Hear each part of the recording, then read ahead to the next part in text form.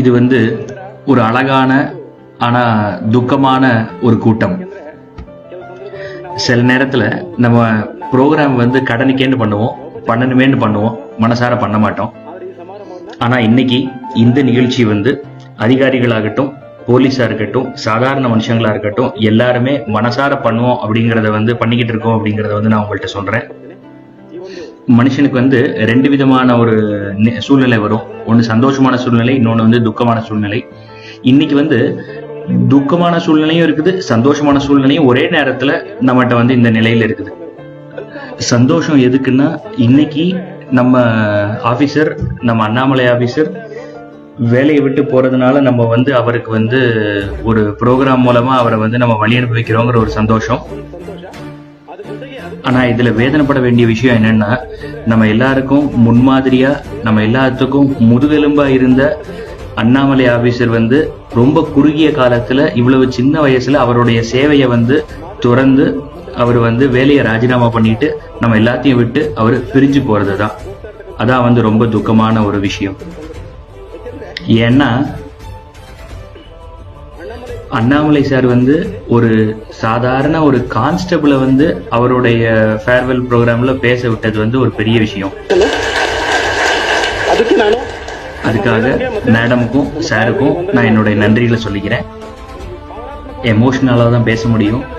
ஏன்னா ஒரு போலீஸ் கான்ஸ்டபிள ஒரு சாதாரண கீழ் மட்டத்தில் இருக்கிற ஒரு போலீஸ்காரனையும் மனுஷனா மதிச்சு அவன் மட்டத்துக்கு இறங்கி அவனுடைய வாழ்க்கையில இருக்கிற கஷ்டம் சுக துக்கத்தை எல்லாம் பகிர்ந்துக்க கூடிய ஒரு மனுஷன் போலீஸ் டிபார்ட்மெண்ட்ல இல்ல, கர்நாடகத்திலேயே இப்படிப்பட்ட ஒரு அதிகாரி இல்ல.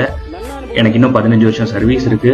என்னுடைய அனுபவத்துல சொல்றேன், இந்த மாதிரி ஒரு அதிகாரி என்ன, ஒரு சாதாரண நல்ல மனுஷன், இந்த மாதிரி ஒரு மனுஷனை இது வரைக்கும் நான் பார்த்ததே இல்லை. ஒரு சாதாரண ஒரு போலீஸ்காரனுடைய தனிப்பட்ட வாழ்க்கையில இருக்கிற பிரச்சனை வரைக்கும் மனசுல எடுத்துக்கிட்டு அவனுக்கு உதவி பண்ற ஒரு மனுஷன் நான் பார்த்ததில்லை. சார்கிட்ட நான் தனிப்பட்ட முறையில ஒண்ணு கேட்டுக்கிறேன். நீங்க அரசியலுக்கு வரணும்னு நினைச்சீங்கன்னா தயவு செஞ்சு தமிழ்நாட்டுக்கு போகாதீங்க, கர்நாடகாக்கே வாங்கன்னு நான் கேட்டுக்கிறேன். ஏன்னா முழு நம்ம அவர் முதல்ல வேலைக்கு வந்தது கர்நாடகா தான். இந்த ஒரு சின்ன வயசுல அவருக்கு கிடைச்சிருக்க பேரும் புகழும் எந்த விதமான உள்ளரசியலோ பணமோ செலவழிச்சு பண்ணதில்லை. அவருடைய அபிமானிகள்னு சொல்லிக்கிட்டு இருக்கிற நாங்க எல்லாருமே அவருடைய நல்ல குணத்தை பார்த்தும் அவருடைய வாழ்க்கையை பார்த்தும் தான் இம்ப்ரெஸ் ஆயிருக்கிறோம். பாருங்க, இது கூட ஒரு சாட்சி. இவன் மேடையில பேசுறான், பயப்படுறான் அப்படிங்கறத அங்க இருந்துகிட்டே தெரிஞ்சுக்கிட்டு எனக்காக அவரை சொல்லி தண்ணி கொடுக்க சொல்றாரு. இந்த மாதிரி நல்ல மனசு யாருக்குங்க வரும்? தட் இஸ் த அந்தஸ்கரணா. இதான் அவருடைய மனிதாபிமானம். இவ்வளவு நல்ல குணம் யாருக்குங்க வரும்? நிஜமா சொல்லணும்னா, நிஜமா சொல்றேங்க, அண்ணாமலை சாருக்கு இணை அண்ணாமலை சார் தான். அவருக்கு ஈக்குவலா வேற யாருமே இல்லைங்க.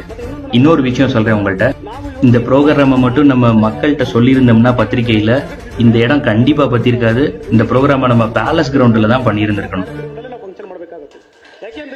ஏன்னா இந்த நிகழ்ச்சியை போலீஸ் வாட்ஸ்அப் குரூப்லயும் எங்களுக்கு தெரிஞ்ச சாதாரண மனுஷங்க சர்க்கிள்ல மட்டும்தான் இதை பத்தி சொல்லியிருக்கிறோம். நிறைய பேருக்கு இன்னும் சொல்லவே இல்லை. அப்படி சொல்லியே இவ்வளவு கூட்டம் வந்திருக்கு. இதை மட்டும் நம்ம பத்திரிகையில போட்டிருந்தோம்னா கண்டிப்பா பெங்களூர் பேலஸ் கிரவுண்ட்ல தான் இந்த நிகழ்ச்சியை நடத்தியிருக்கணும். ஏன்னா அவ்வளவு பேர் இவரோட ஃபேன்ஸ் இருக்கிறாங்க.